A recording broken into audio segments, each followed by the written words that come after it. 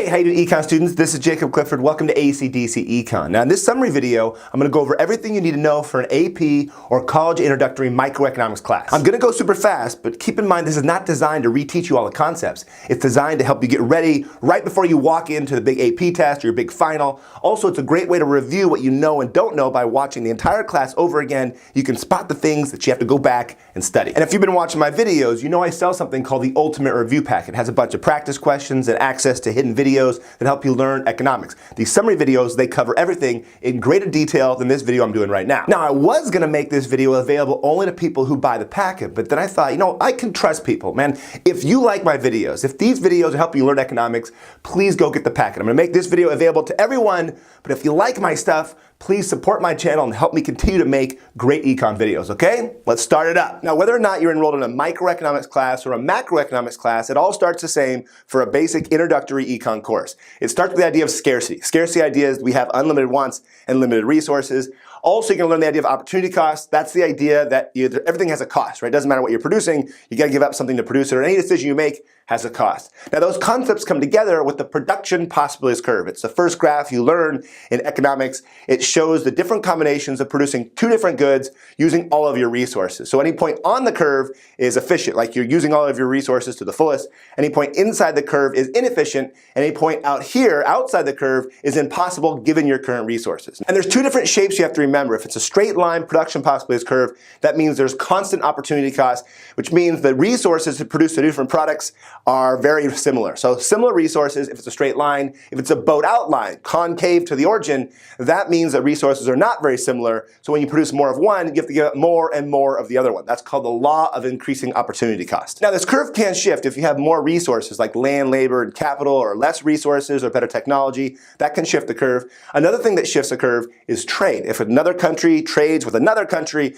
that can shift out the production possibilities curve, but it shows how much they can consume, not actually produce. So it doesn't actually change how much you can make, but you can consume beyond your production possibilities curve. And that brings us to the hardest part of this unit, the idea of comparative advantage. Comparative advantage is the idea that countries should specialize in the product where they have a lower opportunity cost. So if you're producing one thing and I'm producing something else, if I can produce a lower opportunity cost than you, I should produce this, you should produce another thing, and then we should trade. Now, there's two different things you gotta remember: absolute advantage and comparative advantage. Absolute advantage is a joke. It's easy. You just figure out who produces more. That means they have an absolute advantage. Comparative advantage requires you to do some calculations, or the quick and dirty if you saw my unit summary video, and it tells you who should specialize in what. Now, another thing you have to learn is the idea of terms of trade, which means how many units of one product should they trade for the other product that would benefit both countries. That's the idea of terms of trade. In this unit, you also get a basic overview of different economic systems like the free market system, capitalism, and the idea of a command economy and a mixed economy. We're going to focus on capitalism in this class, and so you learn the circular flow model. The circular flow model shows you that there's businesses and individuals and the government and how they interact with each other. Just remember, businesses both sell and buy two different things. They sell products and they buy resources. So there's a product market and there's a resource market. And individuals, you and me, we buy products and we sell our resources, and the government does some stuff as well. Another thing you're going to learn here is some vocab like transfer payments. This is when the government pays individuals like welfare, but it's not to buy anything, it's just to provide some public service. And you also learn the idea of subsidies, when the government provides businesses money to produce more. And also you're going to talk about the idea of factor payments. So individuals sell their resources and businesses pay the factor payments to those individuals. Overall, unit 1 is quick and easy to learn. I give it about a 3 on the difficulty level out of 10. It's a fast unit, make sure you get it, make sure you get comparative advantage. Now, unit 2 sets the foundation for everything you're going to be doing later on. You start with demand and supply. Remember, demand is a downward sloping curve that shows you the law of demand. When price goes up, people buy less of stuff, right? When price goes down, people buy more. That's the idea of price and quantity demanded. Understand the idea that this curve is downward sloping for 3 reasons: substitution effect, income effect, and the law of diminishing margin utility. There's also a law of supply. When the price goes up, people produce more. Price goes down, people produce less, right? Price goes up, quantity supply goes up. Price goes down, quantity supply goes down. Now, together they form equilibrium. Please note, if price goes up, there is no shift. Price does not shift the curve, it just moves along the curve, creates either a shortage when the price is low or a surplus when the price is higher. You should also understand when there's actual individual shifts, so there's only 4 things that can happen. Demand can go up, demand can go down, supply can go up, or supply can go down. And you just watch the graph, draw the graph, tells you exactly what happens to price and quantity every single time. Now, if there's a double shift, when two curves shift at the same time, there's a double shift rule. When two curves shift, remember, something's going to be indeterminate, right? You can't tell what's going to happen, either price or quantity. The trick here is draw out the graph, draw the shift that occurs, and that's going to tell you where you end up. Whichever one looks the same, right, means that's indeterminate because you can't tell if price will go up or down. Another trick really quick is you can actually separate it out. So if demand goes up and supply goes up, you can actually separate those two things out, put those results together, and that tells you which thing is indeterminate, price or quantity. The next thing you're talking about is the idea of substitutes and complements. Remember, substitutes are two products you buy in place of each other. Complements are two things you buy together. The price of one affects the demand for the other. There's also normal and inferior. Normal goods are when the income goes up, people buy more of it. Inferior goods, when income goes up, people buy less of it. The hardest part probably in this entire unit is the idea of elasticity. Elasticity shows how quantity changes when there's a change in price. Elastic means when price goes up a little bit, people buy a whole lot less. So quantity is very sensitive to a change in price. And when the price goes down, people buy a whole lot more, sensitive to change in price. Inelastic looks like this. This is the idea when price goes up, people don't buy that much less. When price goes down, people buy just a little bit more. So inelastic demand means quantity is insensitive to a change in price. In this unit, you also learn about the elasticity of demand coefficient, which sounds hard, but it's not hard. It's just the percent change in quantity divided by the percent change in price. This number tells you how elastic the demand is. If it gives you the absolute value is a number greater than 1, that means it's elastic demand. And if it's less than 1, that makes it an inelastic demand. Also, you should understand the idea of cross-price elasticity, which is the same kind of equation, but it's the percent change in quantity of one product relative to the percent change in price of a completely different product, and it tells you if they're complements or substitutes. A positive number means they're substitutes, a negative number means they're complements. There's also the income elasticity coefficient, which is the same idea except it's percent change in quantity divided by the percent change in income. A positive number means a normal good, a negative number means an inferior good. Now, when you talk about elasticity, there's also something called the total revenue test. This only applies to demand. Don't worry about with the supply. It doesn't work with supply. The idea is if price goes up and total revenue goes up, that means the demand must be inelastic. If price goes down, total revenue goes down, then it must be inelastic. Now, if price goes up and the total revenue goes down, that means it's elastic. And it has to do with the size of this box here. So side by side, you should tell over here, this is inelastic demand. Over here, it's elastic demand. When the price falls, inelastic demand, total revenue gets smaller. That box gets smaller. Over here, when price falls, total revenue gets bigger. That must be elastic demand. Total revenue test. Back to supply and demand. Make sure you can spot consumer and producer surplus. Consumer surplus is right here. Producer surplus is right there. Consumer surplus is the difference between what you're willing to pay and what you did pay. And producer surplus is the difference between the price and what someone's willing to sell it for. Competitive, efficient market maximizes consumer and producer surplus, so there's no thing called dead weight loss. Now let's talk about ceilings and floors. When the government comes in and sets prices, when it's not at equilibrium, that's the idea of price controls. A ceiling looks like this. Remember, a ceiling always goes below equilibrium if it's binding. If the question says the ceiling's above equilibrium, just remember nothing's going to change. Price and quantity, they don't change. A floor looks like this, right? There it is. A floor always goes above equilibrium. So there's a price floor. You should also be able to spot consumer and producer surplus on each one of them. Consumer surplus and producer surplus, deadweight loss look like this for a ceiling and a floor, right? That's the idea. Deadweight loss is the idea of lost consumer and producer surplus, or we're not being efficient in the market. A competitive market, efficient, no deadweight loss. Ceilings, floors, monopolies, other concepts you learn later on create this idea of deadweight loss. Another concept you might see that looks like this, but it's different, is the idea of international trade. If we can buy other products at a cheaper world price, that means the price will fall, and that means producer surplus will get smaller, but consumer surplus will get bigger. Consumers willing to pay, did pay, can buy more. And we're going to import the amount of shortage that would normally exist that doesn't exist anymore. You might see a question about a tariff. If this world price goes up because the government says, we don't like that, low price, let's put a tariff on it. That creates deadweight loss like this, and there's a tariff revenue box right there in the middle. Next up is the idea of taxes. You got a supply curve shifting to the left. This is a per unit tax. You gotta be able to spot the box of tax revenue. Note the vertical distance between the two supply curves is the amount of tax per unit. The box on the top tells you how much consumers pay of the tax. Box on the bottom tells how much producers pay the tax. You can also find the total expenditures spent on whatever product this is and how much of that producers get to keep. This is the net revenue that producers actually get to keep. Also, you should be able to spot what happens when the elasticity changes to this graph and who ends up paying the taxes. So right here shows you when the demand is different shapes and different elasticities, who ends up paying for the tax. Remember, when the demand is perfectly inelastic, consumers pay all the tax, right? The more elastic it gets, the more that producers pay of the tax. Whew, that's a lot of stuff, but there's still one more thing you have to learn. It's a little different. It's the idea of consumer choice. This is the idea that you have two different products and you have different additional satisfactions for each one, and you got to figure out what you actually want to buy, keeping in mind that they're two different prices. So you have to actually use an equation here. It's the margin utility per dollar of one of them till it equals the margin utility per dollar of the other one. In other words, you figure out how much additional satisfaction you're getting divided by the price of one of them and the additional satisfaction you're getting from the other one divided by the price of the other one. And that puts them in like terms.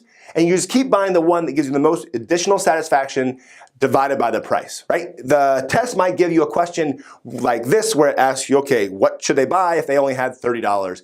And there's a special combination, or a combination that maximizes the total utility. You use this rule. Unit 2 is super important. It's got a lot of stuff, but it's not like hard stuff. So I give this 5 out of 10 difficulty level for Unit 2, but make sure you really get it because you're going to add on to this stuff later on. Now, Unit 3 is really the meat and potatoes of microeconomics. This is where you talk about cost curves. You start doing some calculations. You start putting together the theory of the firm. It gets hard, but it starts off easy. You start off by learning about the idea of inputs and outputs. And as you hire more workers, this is the total product. You can calculate the marginal product, which shows you the additional output that these producers produce. So this shows you the relationship between inputs and outputs, and you find out the law of diminishing marginal returns. This means as you hire more workers and there's fixed resources, you're going to get less and less additional output. There's 3 stages of returns. This is happening because of specialization, this is happening because of fixed resources, and this is happening because workers are stumbling over each other in each other's way. You take that concept and you catapult now into costs. We talk about the 3 types of costs. There's fixed costs, variable costs, and total costs. Variable plus fixed equal total. That also gives us the per unit cost curves like average total cost, average variable cost, average fixed cost, marginal cost. Make sure you can calculate them and make sure you understand what they look like on a graph. The graph looks like this. At any given quantity, all you can do is go straight up and that tells you the cost per unit of that unit. You can also convert those per unit costs to total cost. Just multiply the average total cost of producing a certain number of units times the quantity. That gives you a box. That box is the total cost. You can do the same thing for the variable cost and for the fixed cost. Now the shape of these curves isn't just random. They look like this for a reason. Marginal cost goes down and up because as you hire more workers, they specialize. So the additional cost of those units are going to fall. But as you hire more workers, they produce less and less additional stuff. And so the cost of those additional units are going to start going up. So marginal cost only goes down and then it goes right back up again. Also, you should recognize the idea that ATC hits marginal cost at ATC's minimum. When marginal is below the ATC, it pulls it down. When marginal is above the ATC, it pulls it right back up again. Now, it's important to keep in mind that the cost curves I'm talking about, these are short-run cost curves, which is different than the long run. The long run is the idea that all resources are variable. In the short run, there's some resource that's fixed. In the long run, all resources are variable, so the law of diminishing marginal returns doesn't apply. Instead, we have a different graph and a different concept. It's right here. As you're producing more, you can use mass production techniques. Mass production means your average cost, the long run average total cost, will fall. That's the idea of economies of scale. Now, at some point, your costs don't fall lower. You can't use any more mass production techniques, and so it levels off. That's called constant returns to scale. And eventually, as you're producing so much stuff, your long run costs go back up again. Your average costs go back up, and that's called diseconomies of scale. Again, that's the idea of the long run costs. Long run costs are these. Short run costs look like those. Now in this unit, you're going to be introduced to the idea of the theory of the firm, which shows you these cost curves, except now with some revenue curves on top. You start off with perfect competition, the idea that there are many small firms, thousands of firms, they all have the same exact products. They have low barriers so other firms can enter really easy or exit. And the most important one, they are price takers. That means they got to take the price that's set by the market. So that gives you the graph. The graph we already learned back in Unit 2, supply and demand. There it is. An individual firm looks like this. It starts off the horizontal demand curve that's equal to the marginal revenue, because if they want to sell another unit, they don't have to change the price. The price is set. So a horizontal demand curve, which is the marginal revenue curve, which is Mr. DARP if you've seen that before. Then you take your cost curves, bam, throw your cost curves on there. Now you can spot if there's profit or a long run or making a loss. These concepts you have to be able to draw as well, probably for a free response. Make sure you recognize this is the idea of profit. That is the idea of a loss. and that is the idea of the long run. This is also when you're introduced to the most important concept in all of microeconomics. You produce where MR equals MC. You get a tattoo on your arm, produce MR equals MC. That tells you exactly how much to produce, whether you're monopoly, monops competition, perfect competition. You always produce where MR equals MC, because if you produce where the marginal cost is greater than the marginal revenue, then you're not maximizing profit. If you produce where the marginal cost is less than marginal revenue, again, you're not maximizing profit. You can still earn more profit. So produce the same spot everywhere, every time. MR equals MC, don't forget it. Another skill you need to be able to do is actually do the calculations of average total cost, average fixed cost, do those things, and then figure out how many units you should produce. So calculate the marginal cost, and then figure out if they gave you the price, how many units they should produce, and how much profit you're actually making. So you should be able to use the chart to maximize profit just as much as using a graph. Now let's go back to that loss. Notice the ATC is above the price, which makes sense. If the price is down here and the average total cost is higher, that means you're making a loss per unit. Now if your loss gets big enough, you should shut down. It means you tell your workers to go home and don't produce anything at all, because you'd rather have your fixed costs be your loss as opposed to a bigger cost, bigger than your fixed cost. The rule is this: if the price falls below AVC, you should shut down. It's called the shutdown rule. One more time. The only rule that trumps the profit maximizing rule is the shutdown rule. So what that means is that marginal cost is actually a supply curve. The marginal cost upward sloping curve is a supply curve you've been drawing ever since back in Unit 2. Also, you should know not all of it. Not all of that supply curve, only the portion that's above the AVC, because if the price falls below AVC, you shut down. You don't produce anything at all. Now let's go back to the long run graph really quickly. You remember this. This is the idea of long run equilibrium. Total revenue equals total cost. That means they're making no profit. Remember, there's two types of profit: economic profit and accounting profit. In this case, they're making no economic profit. They're not making money up and above their opportunity cost. Their total revenue equals their total cost, including their explicit costs and implicit costs, their opportunity costs. In other words, this is not a bad thing. This means they're breaking even. They can't make more money doing something else. They're not losing any money. This is the idea of a normal profit. But they are making positive accounting profit. Now the question is, how does it look like this? Well, take a look. In the short run, we're going to do short run to long run. They're making profit. What happens? Well, firms, because there's low barriers, jump in, supply shifts to the right, lowering the price back down. Boom, long run. You can go the same way with a loss. So here's the loss.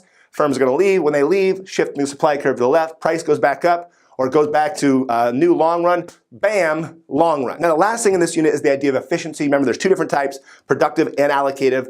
Perfect competition in the long run has both. They're producing at the productively efficient quantity, which means they're producing the lowest ATC. Their costs are the lowest they can be. And they're also allocatively efficient or socially optimal because they're producing where the marginal cost hits the demand. In other words, people are willing to pay, or the price, people are willing to pay exactly what the marginal cost equals. That tells you the society who actually wants those units produced, right? If I'm willing to pay $10 and it costs you $10 to produce it, you produce the right amount. If I'm willing to pay you $10 and it costs you $20 to produce it, then you obviously produce the wrong quantity. Again, that's the idea of efficiency. Remember, efficiency has more to do with society than the firm. So a monopoly is not efficient, not because they're not making profit and doing well for themselves, but they're not efficient with society's resources. Unit 3 by far is the hardest unit. It's when you're introduced to all these cost curves. You got to practice, make sure you get it. I give this a 9 out of 10 difficulty level. Spend your time, practice this unit. Now here we go in Unit 4. Remember, there's 4 market structures: perfect competition and 3 others. In this unit, we're going to learn the 3 others. We've got monopolies, oligopolies, monops competition. So let's jump into these things. First thing, monopoly, obviously one firm. They've got a unique product, and there's high barriers, and the market is the firm, which makes the graph a whole lot easier. There's not 2 side-by-side graphs. There's one graph. We've got a downward sloping demand and a marginal revenue that's less than that for all imperfect competition, monopolies, monops competition. The reason why is if they want to sell another unit, they got to lower the price. They're not price takers, they're price makers. You should also recognize the elastic and the inelastic ranges of this demand curve. Over on this side, that's the elastic range because when the price is falling, total revenue is going up.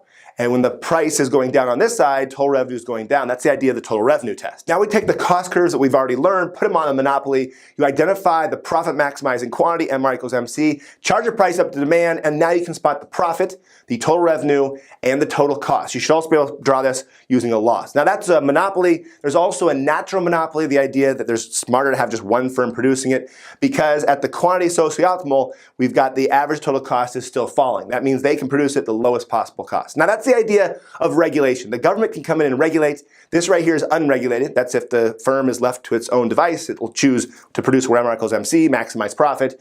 Right here is the idea of socially optimal, where there'd be no deadweight loss. And right here's something called fair return. That's the idea that they're making no economic profit. They're breaking even right there where the price hits the ATC. You should also be able to recognize consumer surplus for the monopoly and also the deadweight loss. Now here's a trick really quick. Deadweight loss will always point to socially optimal. Remember, socially optimal is, well, marginal cost hits the demand or hits the price. So right there is where we want to produce, and a monopoly underproduce. Monopoly charges a higher price and produces less output. So right there is the amount society actually wants. The deadweight loss will always point to it like that, and it shows you what we should do. We should be producing more output. Society wants more.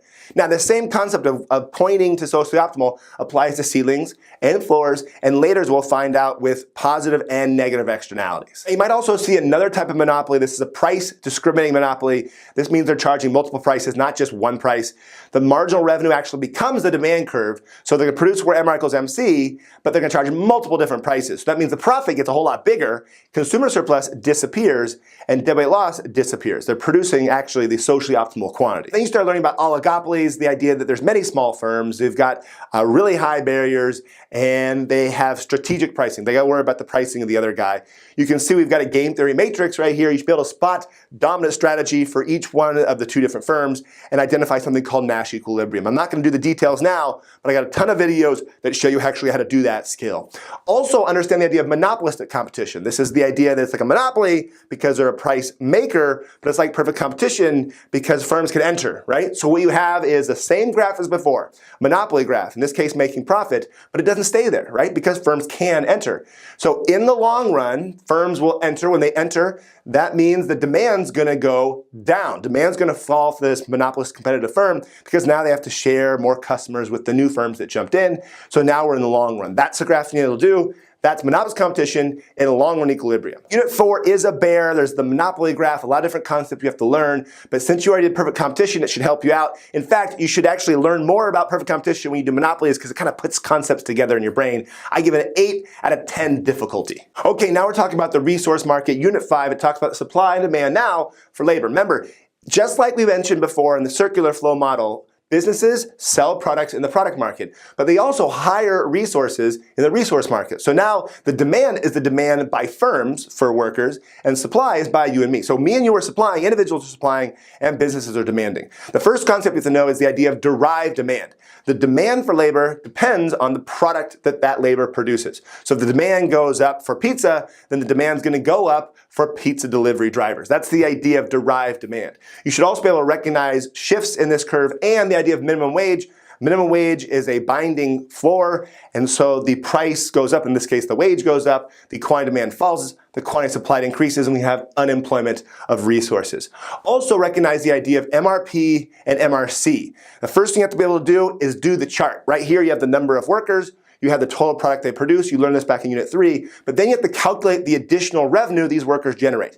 You do that by doing the marginal product, then you calculate the marginal revenue product, the additional revenue they generate. What you do is you multiply the product, the additional output, the marginal product times the price, and then you compare that to the marginal resource cost, which is the cost of hiring a number worker.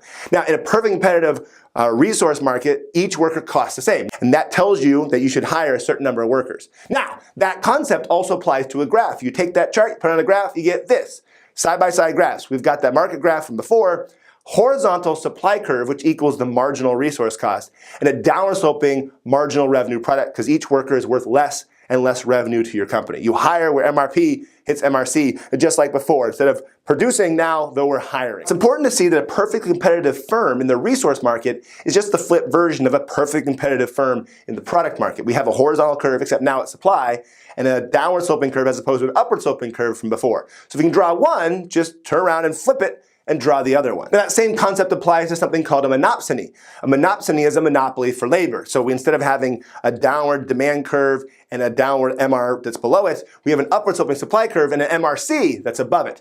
The reason why is they can't wage discriminate. When they hire another worker, they're going to charge that worker the wage, and the workers that were paying less, the higher wage, so the MRC is actually higher. They're going to hire where MRP hits MRC always, except they're going to pay a wage below down to the supply curve, what people are actually willing to work for. Monopsony graph. Now, the last concept in this unit is the idea of the least cost rule. This is like margin utility, except now we're talking about marginal product. You have two different resources, labor and machines, and you're trying to figure out what's the right combination of hiring. And the idea is you have to calculate the additional output that each one of these generates divided by the price. This puts them again in like terms. So I want to know what's the additional output I get from another unit of labor, and what's the price of that labor, what's the additional output from another machine or another capital divided by the price of that machine. If they're equal, perfect. I've got the least possible cost. If one's higher, I should keep doing that one, right? And that number is going to fall because it's diminishing marginal returns. And right, that's going to fall. If this one's higher, then I do that one instead. Again, this is called the least cost rule. That is the equation. Now, unit 5 is actually pretty short, and it's actually kind of easy, but the problem is it's different than all the other units. We are looking at supply and demand, but we've never really seen a horizontal supply curve very often. So I give this one a 6 out of 10 difficulty, only because it's the one that students often forget, right? They often forget. There's really very few graphs here, and just one major skill: figure out how many workers you can hire. Okay, the last unit, unit 6, we talk about market failures. Market failures are the idea the free market is awesome, it's great, but sometimes it fails. It ends up producing the wrong stuff. The invisible hand of the free market ends up getting the wrong quantity, and the socially optimal quantity is different than what the free market's actually providing. The first one is the idea of public goods. Public goods have two characteristics. Number one, shared consumption, or what's called non-rivalry. When I use it, you can use it, we can all use it. Your consumption of it doesn't destroy it for me. And most importantly, this idea of non-exclusion. You cannot exclude people from enjoying it if they didn't pay their taxes. So non-exclusion, shared consumption mean that it's a true public good. Obviously, the free market's not going to provide it if they can't get people to buy and pay for it. If you can't exclude people from enjoying the benefits, free market can't make it because they can't make profit. So the government's going to step in instead. The next thing you're going to learn is the idea of externalities. Externalities is when there's additional costs or benefits on some of the person. So the free market assumes that the people who buy and sell things to each other are paying all the costs and receiving all the benefits. But what if somebody else pays those costs or receives those benefits? Well, that gives you the idea of negative externalities and positive externalities. A negative externality is when there's additional costs on another person. Notice we have two cost curves. One's the marginal private cost, the other one's the marginal social cost.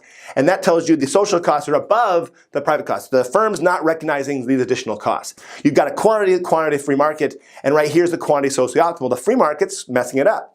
So where's dead weight loss? Well, it's right there. Notice it's pointing to socially optimal. Great. Positive externality is the idea there's additional benefits. So not two cost curves, but two benefit curves. We've got a demand curve down here, which is the marginal private benefit. We also have a marginal social benefit that's right there. And that tells you that society wants more of this, but the free market's not recognizing those additional benefits to other people.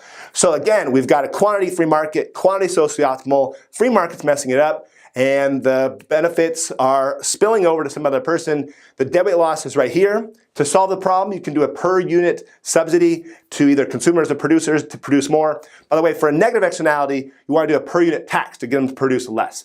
The last thing you're going to learn is the idea about the Lorenz curve and the idea of income inequality. It's a graph that looks like this. You've got the percent of families, percent of income, and this diagonal line right there tells you perfect equality. The actual curvy curve line right there shows actual distribution of income. The bigger the banana, I tell my students the banana graph, the bigger the banana, the more income inequality. You can also learn about the Gini coefficient and actually calculate the area of A relative to the area of A and B combined. The last thing you learn here is the idea of types of taxes. There's three different types: progressive, regressive, proportional. Now, a $2 tax on consumers, $2 tax on all consumers is actually a regressive tax because $2 is a larger percent of income for poor people. So even though everyone's paying the same dollar amount, they're paying different percents of their income. So a progressive tax means rich people pay a higher percent of their income, like an income tax in the United States. Proportional means they pay the same percent of income, like everyone pays 10% of their income. And regressive tax is the idea that poor people pay a higher percent of income. So a $2 tax, although it seems progressive, it's not. It's regressive because poor people pay a higher percent of their income when they pay just $2. Unit 6 is actually pretty easy because it's just the application of supply and demand, which you learned earlier. It's got a few definitions. There's not that much to do calculation-wise, so I give this a 4 out of 10 difficulty level to finish off the class. Hey, thank you so much for watching this video. I wish you all the best of luck on the AP test or on your big final exam. Hey, you're gonna do awesome, okay? Thanks for watching. Till next time!